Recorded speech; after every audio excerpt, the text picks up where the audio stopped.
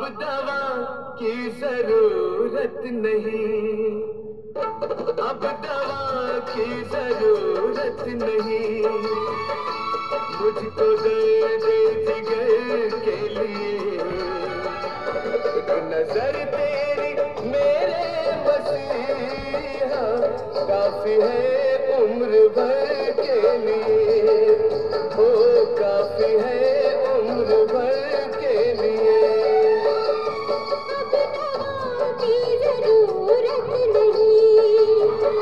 मुझको दर्द जिगर के लिए एक नजर तेरी मेरे मसीहा काफी है उम्र भर के लिए, काफी है उम्र भर के लिए।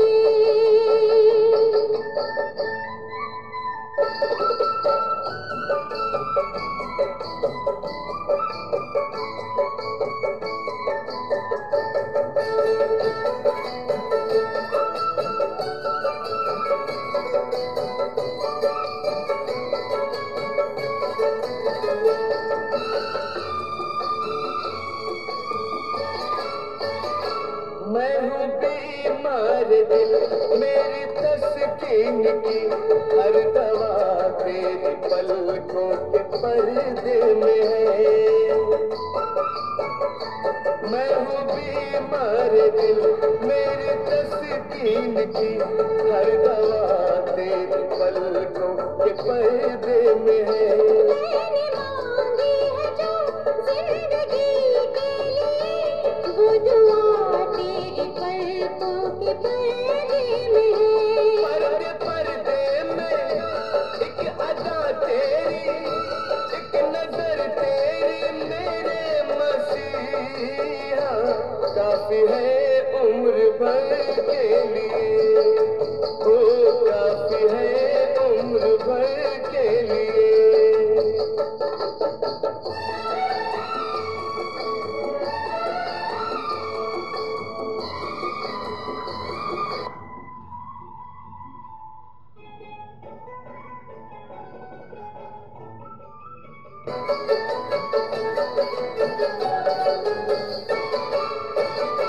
प्यार तेरा मिले तू मिले ना मिले, तेरा हम जाने मन सबसे प्यारा मुझे।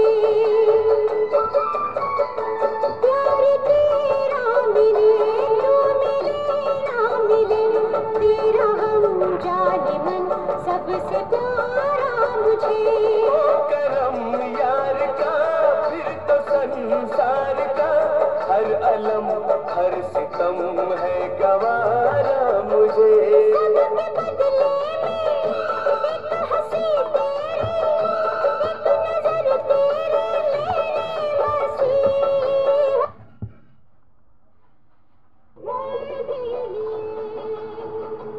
काफी है उम्र भर के लिए। अब दवा की जरूरत राम राम शेतकरी मित्रांनो, शेतकऱ्यांची शेतीशाळा प्राकृतिक आधुनिक कृषी एक नजर तेरी मेरे मसीहा काफी है उम्र भर के लिए, ओ काफी है उम्र भर के लिए।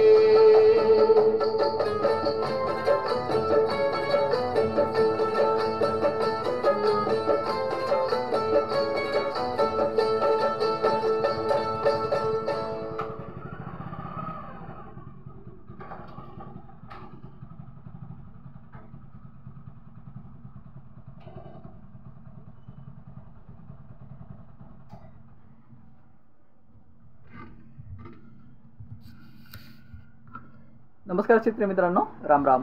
शेतकऱ्यांची शेतीशाळा प्राकृतिक आधुनिक कृषी शोध प्रशिक्षण संस्था रामपुरी बुद्रुकमध्ये आपले सहर्ष स्वागत आहे. मित्रांनो, आज आपण पाहणार आहोत NPK आणि त्याचे महत्त्व. हे आमचा शेतकरी बचत गट आहे. जवळपास शेतकरी बचत गट आमचा 1200 शेतकऱ्यांचा शेतकरी बचत गट आहे आणि इथून पुढेही आज प्रत्येक गावामध्ये आमची शेतीशाळेचे गट तयार होत आहेत. तर शेतकरी मित्रांनो, आताच आपण गाणं ऐकलं, दवा की जरूरत नहीं है. सही बात आहे, दवा की जरूरत है ही नाही. म्हणजे रोग कधी येतात तुम्हाला माहिती आहे का? रोग येतात अणूच्या कमतरतेमुळं. जर अणू आणि जीवाणू, अणू जीवाणू हे प्रकृतीचे दोन चाक आहेत. अणू आणि जीवाणू, अणू आणि जीवाणू आणि ऊर्जा आणि प्रकृती. अणू आणि जीवाणू हे दोन चाक आहेत. ह्या दोन्हीला आपल्याला समजावं लागेल.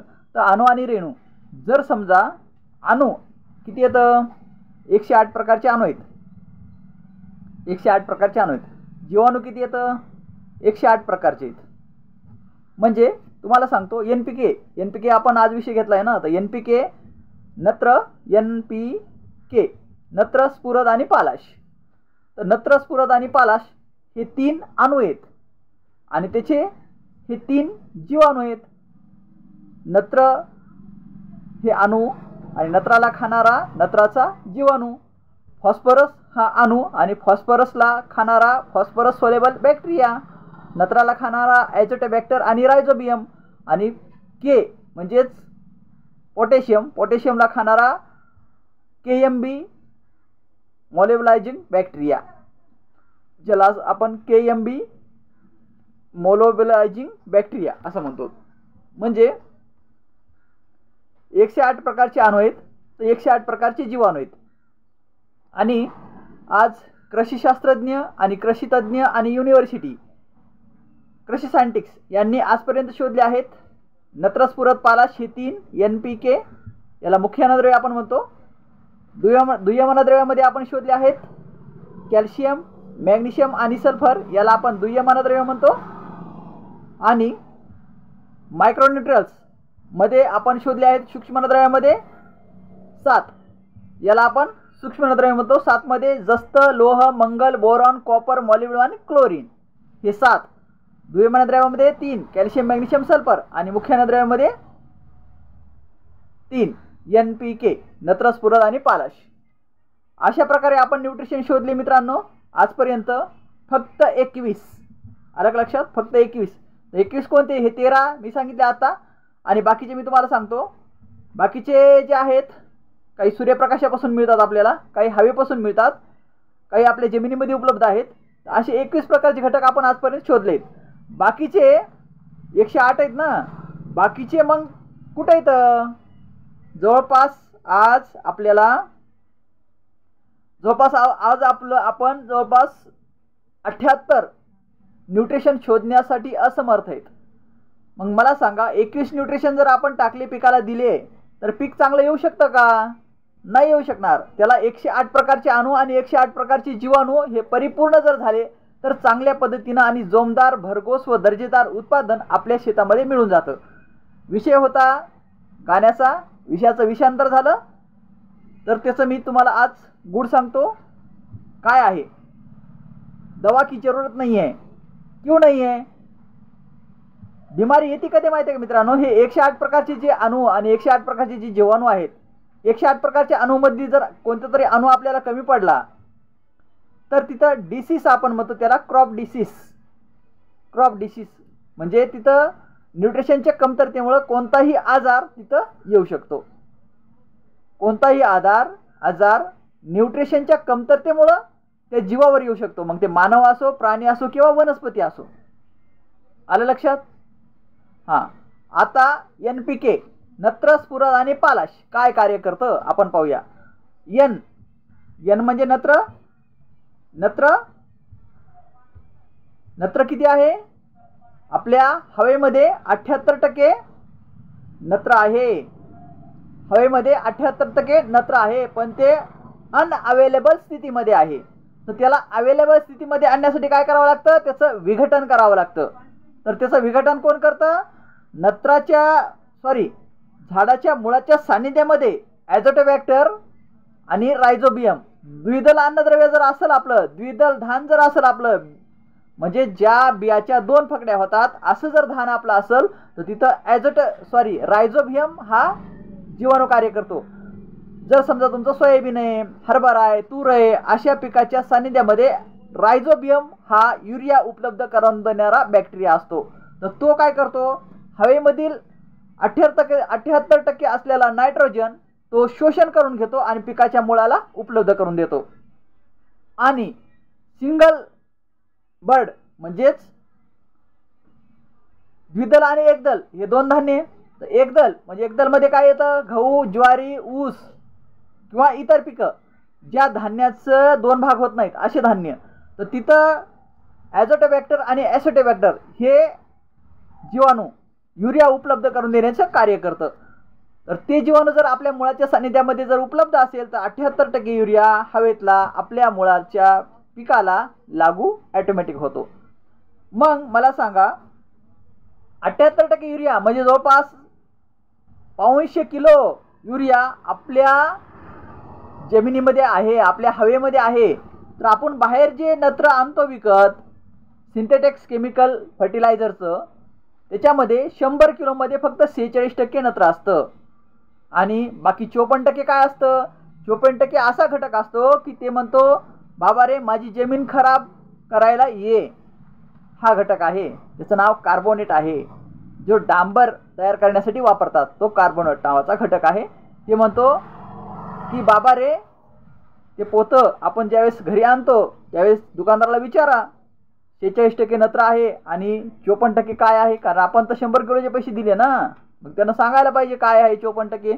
तर त्याच्यामध्ये पोत्यामध्ये 46% नत्र आहे आणि 54 किलो असं काही घटक आहे की ते आपली जमीन सरळ सरळ खराब करतं. तर व्हेजिटेरियन ग्रोथ करणं म्हणजे पिकाची व्हेजिटेरियन ग्रोथ करणं हे मुख्य काम नायट्रोजनचं आहे. दुसरा घटक आहे आपला पी. पी म्हणजे फॉस्फरस. तर फॉस्फरस हा 100 किलोमध्ये सुपर फॉस्फेटचे 2 बॅग आपण आणल्या 50-50 किलोच्या, 100 किलोमध्ये फक्त 16% आहे. बाकीचं 54% काय आहे, सॉरी 84 किलो काय आहे आपल्याला माहीत नाही. तर हे 16 किलो फॉस्फरस आहे. फॉस्फरस काय कार्य करतं की पिकाची फुगवण करतो. म्हणजे आपण म्हणतो ना बघा कसा गडी ठासून भरलाय, तसं की आपल्या पिकाची फुगवण करतो. जर समजा कापूस असेल तर कापसाच्या बोंडाची फुगवण करणे, सोयाबीन असेल तर सोयाबीनचा दाणा भरणे, दाण्याची फुगवण करणे किंवा सोयाबीनची शेंग फुगवणे किंवा बुंदा मजबूती करणे, त्याची बुडापासून ते शेंड्यापर्यंत बुंदा मजबूती करणे, ऊस असेल तर ऊसाचं कांड जाड करणे, हे घटक फॉस्फरसमुळं ही प्रक्रिया होत असते. दुसरी प्रक्रिया भरण पोषण होते. उदाहरणार्थ सांगायचं म्हणजे भरण पोषण फॉस्फरसमुळे होतं. तिसरा घटक आहे के म्हणजे पोटॅशियम.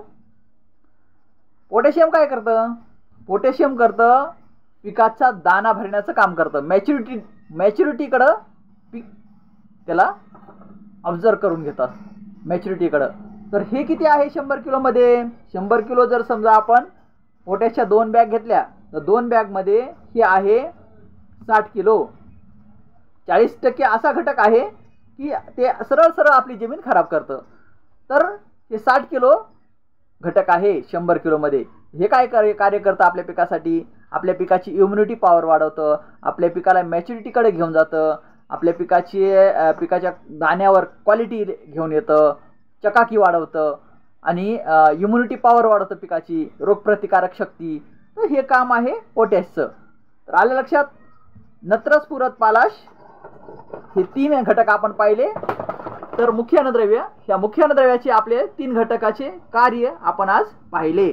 आणि त्याच्यानंतर नत्र जे आहे, नत्राचा जीवाणू नत्राचे बॅक्टेरिया नत्राचा जीवाणू खातील, नत्राचा बॅक्टेरिया नत्राचाच अणू खाईल, फॉस्फरसचा बॅक्टेरिया फॉस्फरसचाच अणू खाईल, पोटॅशचा बॅक्टेरिया पोटॅशचाच अणू खाईल, झिंकचा बॅक्टेरिया झिंकचाच अणू खाईल. आपण म्हणतो सरळ खतं आताच तर टाकले मी, माझं पीक व्यवस्थित दिसणं झालं. याचं कारण काय की तुम्ही फक्त 3च घटक टाकले, नत्र, स्फुरद, पालाश.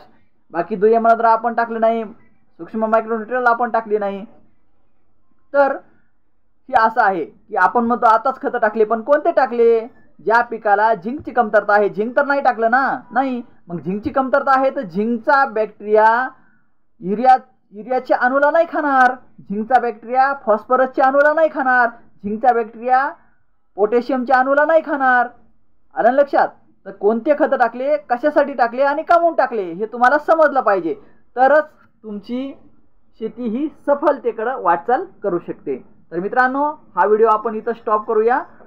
लाईक, शेअर आणि कमेंट करा. कसा वाटला व्हिडिओ? नत्र, स्फुरद आणि पालाश मुख्य नद्रव्य याच्यात आपण पाहिले, दुय्यम नद्रव्य आणि सूक्ष्म नद्रव्य याचे परत 2 व्हिडिओ मी लगातार करेल. थँक्यू, धन्यवाद, राम राम.